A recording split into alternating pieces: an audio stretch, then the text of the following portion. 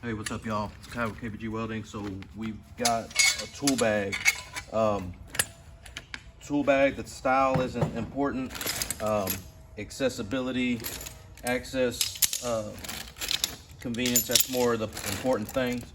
But I wanted to go over what's in your tool bag, what's in your physical tool bag. We want to add to our skills tool bag every day, but you also need to add to your actual tool bag depending on the type of work you're doing. I'm kind of cleaning mine out right now because sometimes at the end of jobs different things get just thrown in there. So I have one of these iron worker feed bags. Again, it's just accessibility. I have a backpack that I got from Milwaukee, but it's hard to get in and out. It's, find stuff. Everything's open. The bigger the bag, the better. Again, it's pretty convenient. So, but again, this one is kind of small. So I just want to go through what's in the tool bag and what needs to be in the tool bag. And again, it's going to change. It's going to be different for the type of work that you do. So, as you can see, we got clamps, we got vice grips, we got one knee pad, a multi-outlet deal, cut-off wheels, flap disc, hammer, some batteries. We got a T-square, a regular Empire square Milwaukee. I think that's a 4-inch square. DeWalt batteries. We got a Bosch laser, and then chipping hammer, more flat discs.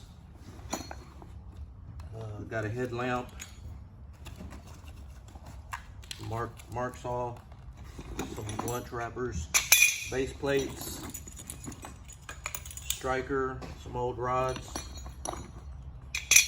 some more base plates, screwdriver, extension for the drill, chalk line, gotta have a chalk line, string level, and then some miscellaneous stuff that just got off screws and whatnot.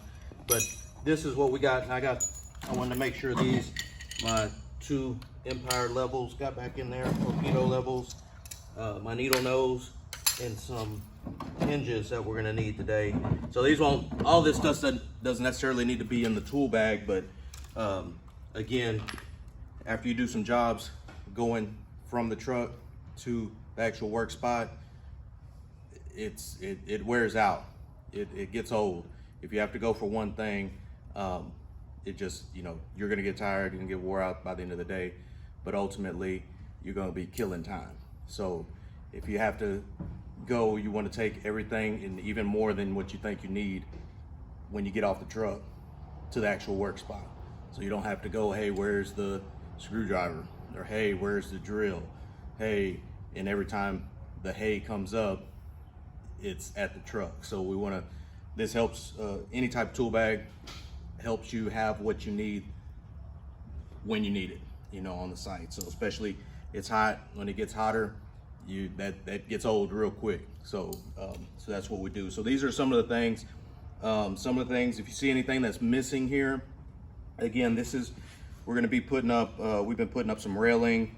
We're putting up a door frame. Today we're putting up some bracing.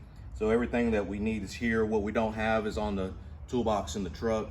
So we'll have everything, the drills and the drivers and whatnot. But work on your tool bag, accumulate your tools. You don't have to go out and buy $1,000 worth of tools at one setting, but when you see something that you could use, when you see something on sale, man, grab it.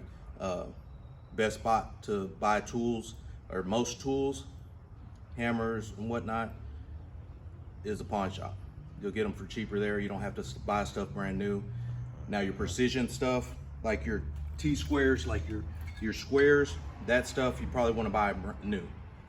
This stuff can get out of square, it can get misaligned, it can get bent and all that. So you kind of want to look at that. You want to consider that when you're getting any type of precision measuring tools, because again, they don't stay square. If you use them as a hammer, it's going to throw stuff off. So anyway, so that's what we got. KBG Welding, serving God burning rods. Thanks.